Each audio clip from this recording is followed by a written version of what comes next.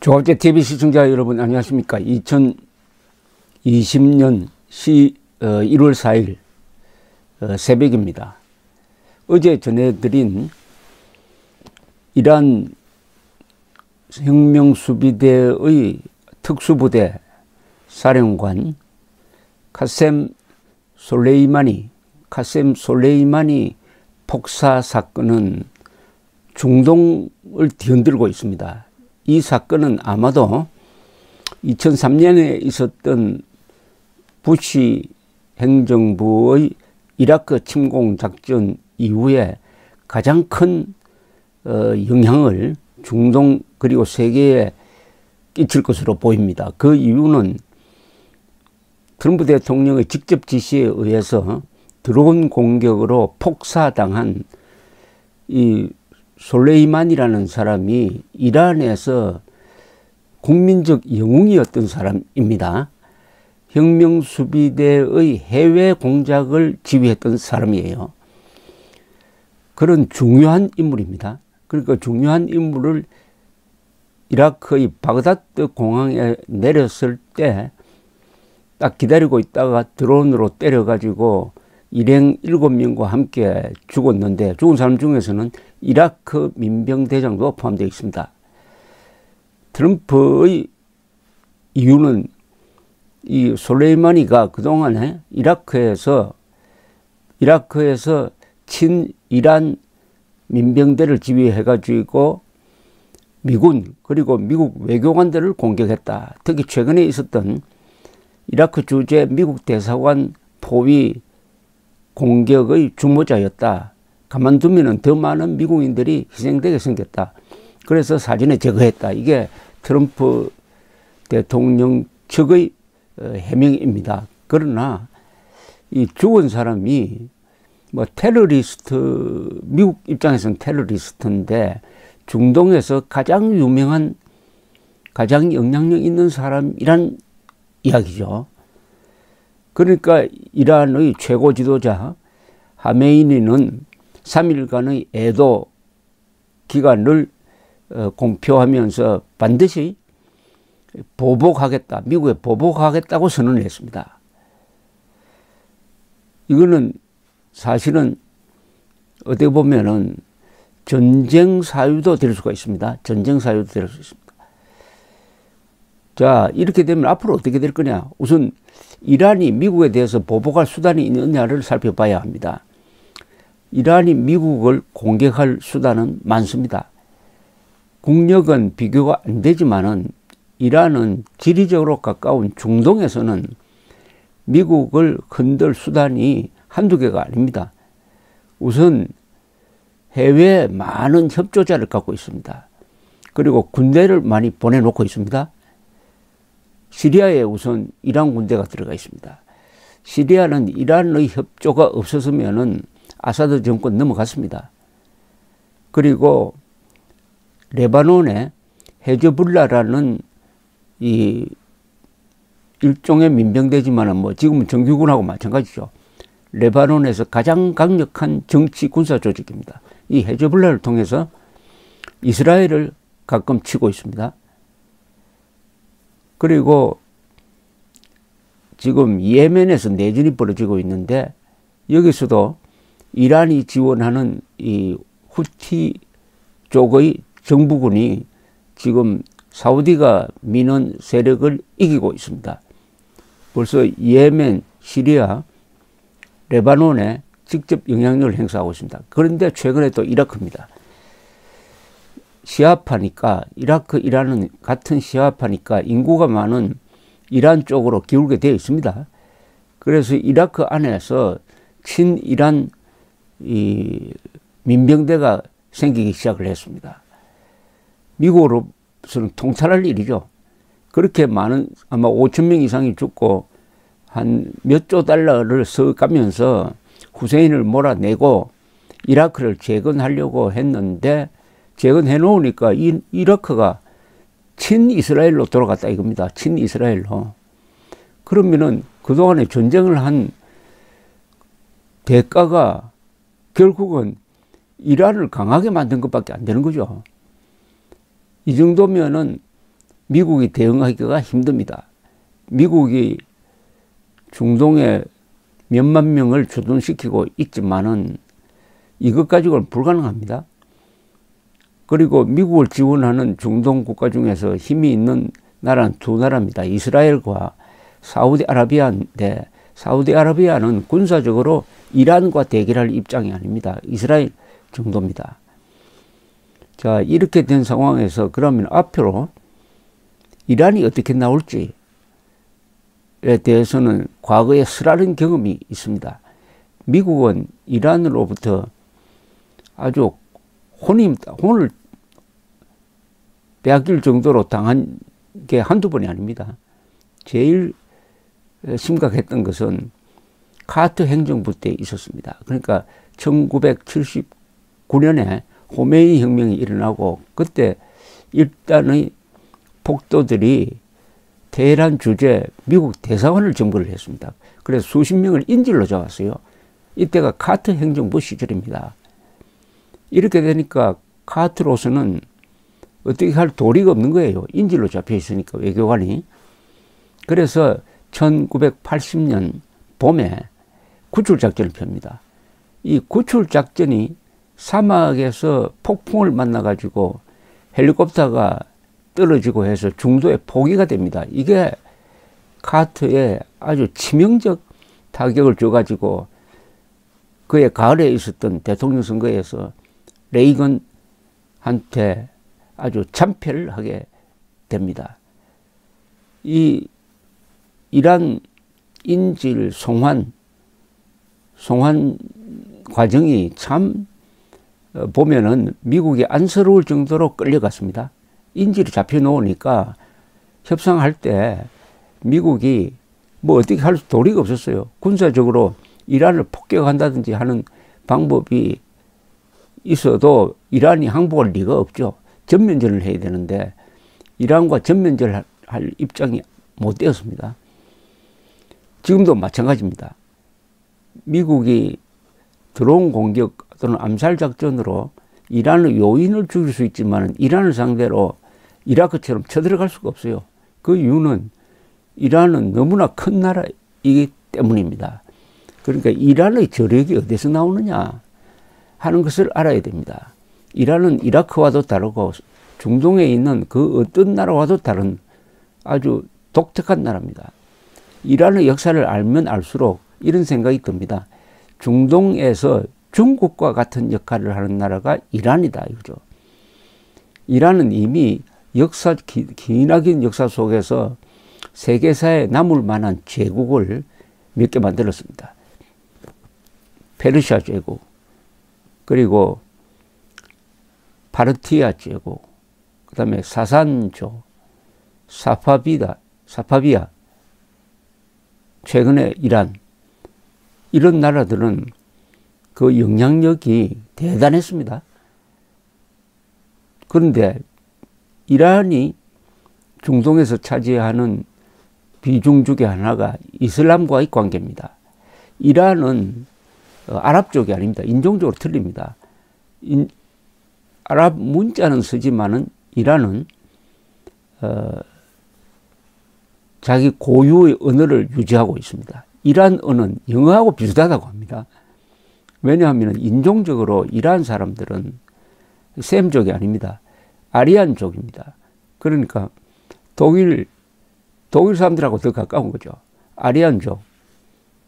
아리안족이 서쪽으로 이동을 해가지고 게르만족이 되고 뭐 이렇게 된 셈이니까 오히려 영어권, 독일권 이 사람들하고 인종적으로 가깝고 그러다 보니까 언어도 비슷한 게 많아요. 영어하고 단어가 비슷한 게 많습니다. 그리고 생긴 것도 그렇죠. 이란 사람들, 요인들 사진을 보면 아주 잘생겼습니다. 여자들도 잘생기고 인물이 좋다는 느낌이 듭니다. 그리고 이슬람과의 관계입니다. 이슬람이 7세기, 8세기에 대팽창을 합니다. 사우디아라비아에서 생긴 이 사막 종교가 시리아로 들어가서 다마스커스에서 움마야드 왕조를 만들고 그 다음에는 이란, 이라크 쪽으로 가서 거기서 아바시드 왕조를 세우는데 바로 이때 이란이 7세기 8세기에 이란이 이슬람화가 됩니다. 이란이 가지고 있었던 예술, 문화, 건축 이런 역량이 이런 소프트웨어가 사막 종교하고 만나는 거예요. 그래서 이슬람이 고급 종교로 바뀝니다. 여기서 이제 이슬람 건축도 나오고 이슬람 예술도 나오고 하는데 이 중동을 여행한다든지 스페인을 여행을 하면은 예컨대 스페인에 남아있는 이슬람 유적 알함브르 궁전 코르도바에 있는 메조키트라는 대모스크 이 안달루시아 지방에서 많이 만나게 되는데 이게 바로 이란과 관계되는 겁니다. 이란의 기술은 건축 기술은 인도에서도 발견이 됩니다. 인도에서 가장 유명한 건축물인 타지마할은 이란 기술자가 만들었습니다. 이렇게 해서 이슬람이 예술 문화 면에서 풍성한 종교가 되고 세계 종교가 됩니다. 이것은 이란이 가지고 있는 문화 예술과 접목되었기 때문입니다. 그리고 오스만 투르크가 한 600년 동안 중동에서 최강자가 되었을 때도 이란을 점령하지 못했습니다. 그리고 로마도 이란을 점령하지는 못했습니다. 또 이란은 식민지가 된 적이 없습니다. 자, 이런 굉장한 나라입니다. 인구는 한 8천만이고 면적은 약 180만 평방킬로미터니까 한국 남한의 18배나 되는 면적을 갖고 있고 그 위치가 아주 좋습니다. 인도양과 이 갈프 지역, 갈프망과 연결되고요. 그 다음에 북쪽으로는 중앙아시아, 터키, 그 다음에 동쪽으로는 뭐 인도, 뭐 이쪽으로 다 연결되니까 지정학적 위치가 여러 나라에 영향을 미칠 수 있는 자리에 있습니다. 자, 이런 나라를 상대로 해가지고 미국이 과연 이길 수 있느냐? 군사적으로 이기는 것은 불가능합니다. 세계에서 미국을 상대로 싸울 수 있는 나라가 몇 개 안 된다고 하는데 그 중에 몇 개 나라가 바로 프랑스와 이란을 꼽습니다. 독자성이 있습니다. 예컨대 프랑스는 독자적 무기체제를 갖고 있죠.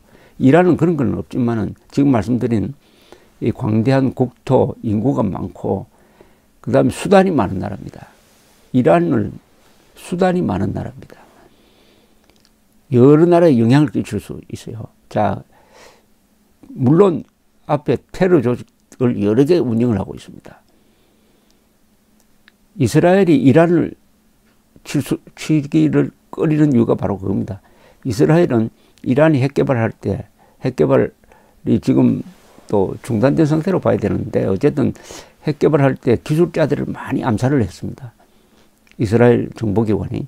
그러나 이란을 폭격한다든지 해가지고 이란이 이스라엘에 대해서 전면적인 군사작전을 취하도록 하는 그런 모험은 하지 않고 있습니다.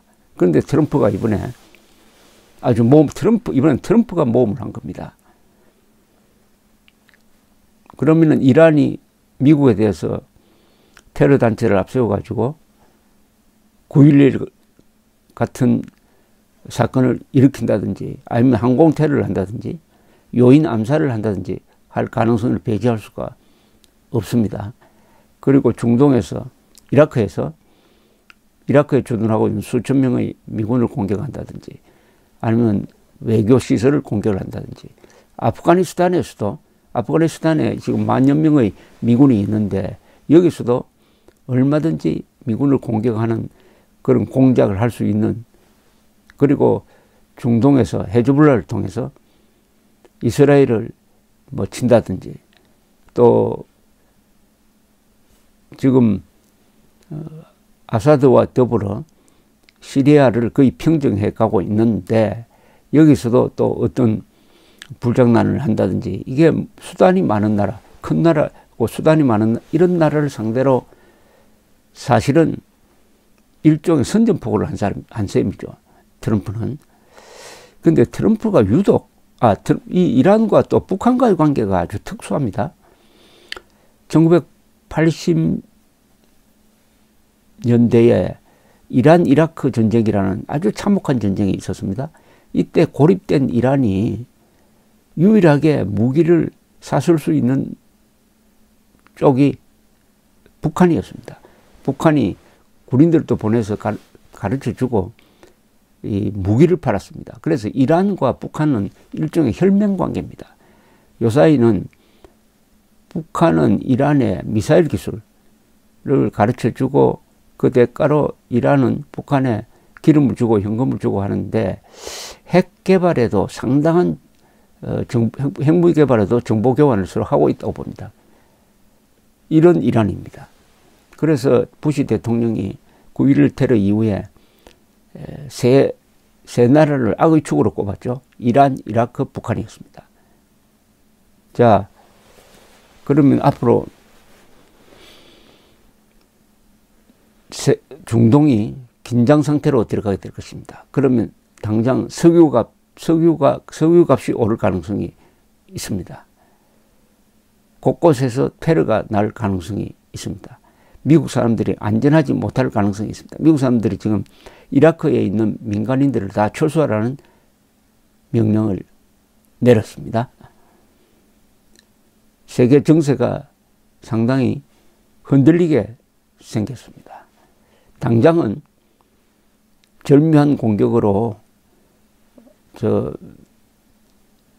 솔레이마니를 저런 식으로 폭사시킨 것이 아주 성공적인 작전같이 보이고 트럼프도 아마 일시적으로는 국내에서 상당한 인기를 얻을 것으로 보입니다만은 장기전에서 과연 미국이 이란을 이길 수 있느냐? 이것은 별개입니다. 근데 왜 트럼프가 이란에 대해서 이렇게 강경하게 나왔느냐 하는 것은 유대인의 어떤 영향력을 배제할 수가 없습니다. 아마 세계에서 거의 유일하게 어제 트럼프의 이 공격을 지지하고 나온 나라는 이스라엘이었습니다. 이스라엘 네타냐후 수상이 환영 성명을 냈습니다. 트럼프와 유대인의 영향력, 그 다음에 이란의 대응, 이런 게 복잡하게 지금 앞으로 얽혀가면서 중동에서 여러 가지 사건들이 생길 터인데 이란 대 미국의 게임은 그렇게 간단하게 미국이 이길 수 있는 게임이 아니라는 것, 이것을 아주 염두에 두시고 지켜보시기 바랍니다. 한국에도 테헤란로가 있지 않습니까? 테헤란로는 있는데 한국 사람은 이란에 대해서 잘 모르는 것 같아요. 특히 300이라는 영화가 있습니다. 옛날 페르시아 시절, 페르시아와 그리스의 대결을 그린 영화입니다. 그걸 보면은 300명이 수십만의 페르시아 군대를 싸워 이기는 또 판타지 같은 영화인데 사실에 기초했죠. 물론 나중에는 결국 그 스파르타 군이 다 전멸합니다만 이런 걸 통해서 이란을 우습게 보는 한국인들이 많은데 또 이스라엘을 좋아하다가 보니까 애국 집회에 나오면은 이스라엘 국기를 들고 나오는데 세계에서 이스라엘 국기 들고 시위하는 나라는 아마도 제 생각은 한국밖에 없을 겁니다. 한국 사람들은 기독교인들이 성경을 많이 읽다가 보니까 이스라엘에 특별한 감정을 갖게 됩니다. 어쨌든 함부로 할 수 없는 나라 이란이다. 미국도 함부로 할 수 없는 나라가 이란이다. 이것은 기억할 필요가 있습니다. 감사합니다.